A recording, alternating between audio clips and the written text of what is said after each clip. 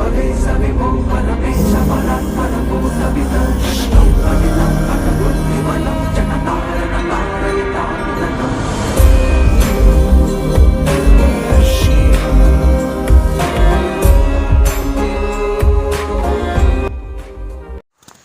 नमः शिवाय।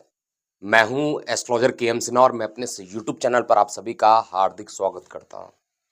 अभी कुछ दिन पहले चंद्रमा और शुक्र की जो मनोहर छवि बनी थी, देखकर मन प्रसन्न हुआ।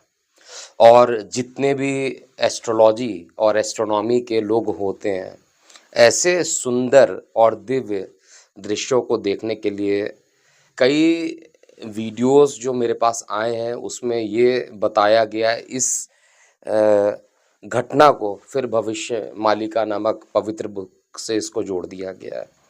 और उसमें एक बात ये कहा गया था कि इंदु के नीचे बिंदु या इंदु के ऊपर बिंदु, ये बहुत साधारण घटना है। अगर मैं कहूँगा तो आप ये समझिए कि यही दृश्य आपको दिखाई दिया था, जो यहाँ पे मैं दिखा रहा हूँ, यही दृश्य एक्चुअली में आपको दिखाया गया था। और मैं ये बताना चाहता हूँ, ये जो घटना बनी इंदु के नीचे बिंदु, तो सबसे पहली चीज़ है कि इंदु का मतलब क्या होता है। चंद्रमा को इंदु भी कहते हैं। अब भविष्य मालिका में जो भी चीज़ लिखा गया है, हर घटनाओं को जोड़ दीजिए। आंधी तूफान आ जाए तो उसको आप भविष्य मालिका से जोड़ दीजिए, ओलावृष्टि हो जाए तो उसको भविष्य मालिका से जोड़ दीजिए। ये गलत है, इस चीज़ को एक्सेप्ट करना पड़ेगा। और बेटर होगा एस्ट्रोनॉमी और एस्ट्रोफिजिक्स के बारे में थोड़ा समझिएगा। देखिए, मैं आपको पहले यहाँ पर इस वीडियो के माध्यम से बताना चाहता हूँ कि ये हमारा पूरा आपको सर्कल दिखाई दे रहा है, ये हमारा आकाश का एक पार्ट है, ब्रह्मांड जिसको हम लोग कहते हैं। ब्रह्मांड को स्फेरिकली रूप से हम दिखाने की यहाँ पर कोशिश कर रहे हैं। और इसमें जो ईस्ट वाला जो पोजीशन है, अगर आप इसको देखिएगा, ईस्ट हमारा यहाँ पर है। और सबसे पहली चीज़ है, इसको थोड़ा सा मैं और एक काम कर लेता हूँ, यहाँ पर ग्रिड लाइन थोड़ा सा आप लोगों के लिए कंफ्यूज हो जाएगा। सिंपल सी बातें मैं बताना चाहता हूँ। ये घटना हमेशा होती है, कई बार होती है। क्या हर बार ऐसा हुआ है और उसके बाद ये बोला गया है कि ऐसी घटना होने के बाद कलयुग आ जाएगा? अरे भाई, एक 1000 साल या 100 साल के अंदर पता नहीं कितनी बार ऐसी कंजुगेशंस बन जाते हैं। आप ज़्यादा बहुत मत जाइए, 5 साल के अंदर ही देखिए, कुछ नहीं तो 15 से 25 बार इसके कॉम्बिनेशन ऑलरेडी बने हुए हैं। और ऐसा कुछ बहुत ज़्यादा नहीं हुआ है। एक ये आनंदित हो जाते हैं, सच में ये दृश्य जो होता है आनंद वाला होता है। लेकिन इसके पीछे जब आप वैज्ञानिक कारण को देखिएगा तो आपको समझ में आ जाएगा। देखिए, सारे प्लैनेट्स जो होते हैं वो अपने अपने इक्लिप्टिक पाथ पर घूमते रहते हैं। और हमारा जो अर्थ का डिग्री ऑफ एक्सेस जो बनता है वो 23.5 डिग्री का इसका एक्सेस बनता है। ये टिल्टेड होता है और लगातार सूर्य के चारों ओर ये मूव करता रहता है।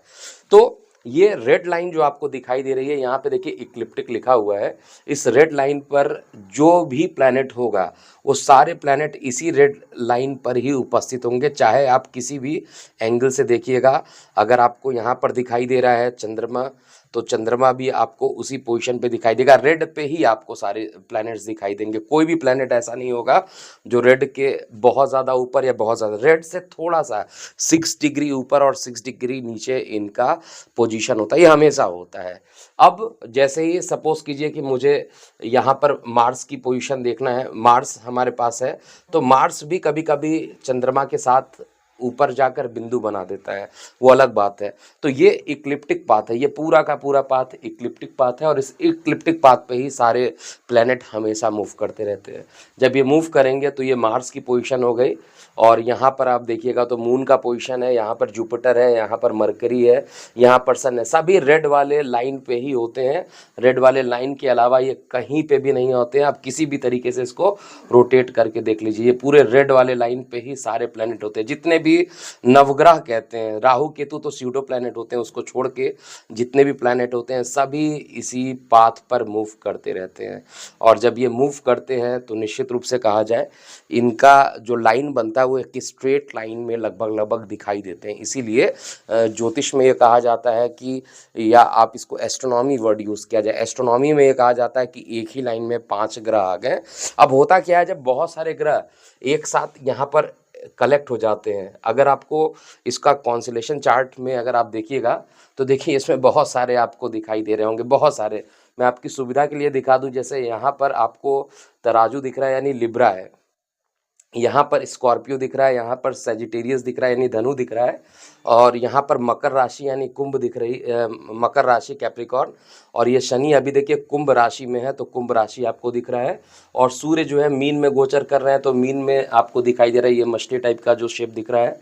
और इसी तरीके से जुपिटर भी इस तरीके से मूवमेंट कर रहे हैं। इस समय जुपिटर और ये सारे एक ही राशि में उपस्थित है, जुपिटर सन और मरकरी एक ही राशि में उपस्थित है।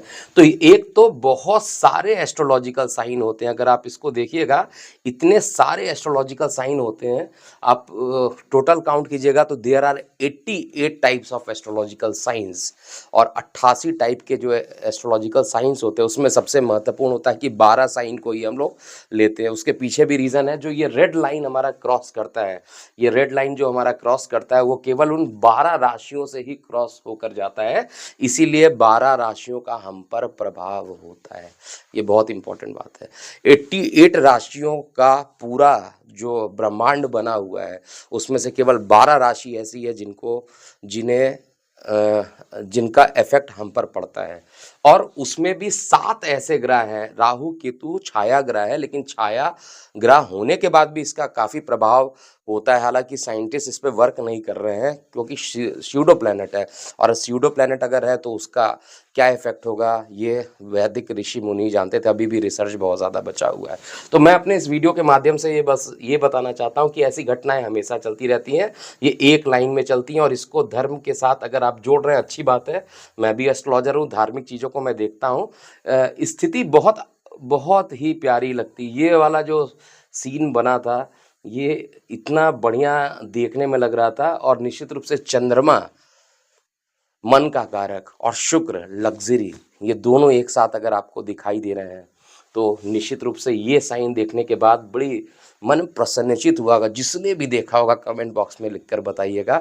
लेकिन ऐसी घटना कई बार होती है, और ये बात अलग है कि हम उसे पूरे तरीके से नहीं देख पाते हैं, और बहुत बार ऐसी घटनाएं होती हैं। अगर हम बहुत ज़्यादा दूर ना जाकर आप 1 महीने बाद अगर आप देखिए, क्योंकि मून लगातार आएगा, तो मून जब मूव करेगा तो इसके आगे ऐसे करके मूव करेगा, फिर ऐसे सर्कल करके फिर इधर ही आएगा।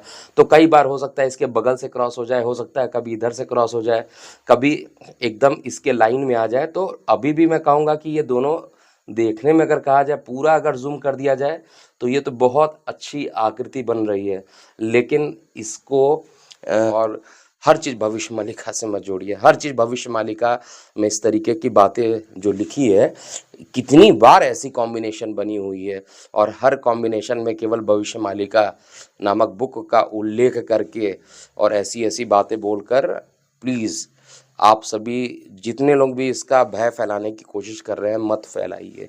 जो होना है वो होकर रहेगा, लेकिन एक छोटा सा एस्ट्रोफिज़िक्स और एस्ट्रोनॉमी का यहाँ पर चीज़ें दिखाई गई हैं, ताकि हम लोग धर्म के प्रति जो हमारा झुकाव है वो रहे, और हमें सबसे बड़ी चीज़ ये गर्व महसूस करना चाहिए कि 88 राशियाँ होने के बाद भी जो ऋषि मुनि ने लिख दिया है बुकों में कि 12 राशियाँ का जो प्रभाव होते हैं, उनको 88 राशियों का ज्ञान था, लेकिन 12 राशियों के बारे में ही उन्होंने बताया। उन्हें पता था कि बहुत सारी राशियों का कोई हमारे ऊपर बहुत ज़्यादा असर नहीं पड़ेगा।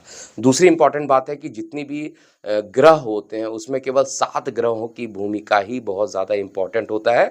बाकी अगर इस लाइन पे अगर आप देखिएगा, रेड वाले लाइन पे बहुत सारे आपको प्लैनेट शायद दिखाई देंगे, लेकिन जो जायंट प्लैनेट है जिसका इफेक्ट हमारे अर्थ के आसपास पड़ेगा, इसके अलावा भी बहुत सारे छोटे छोटे, जैसे सीरियस हो गया, इसके अलावा बहुत सारे और भी छोटे छोटे सैटेलाइट्स टाइप की चीज़ें होती हैं।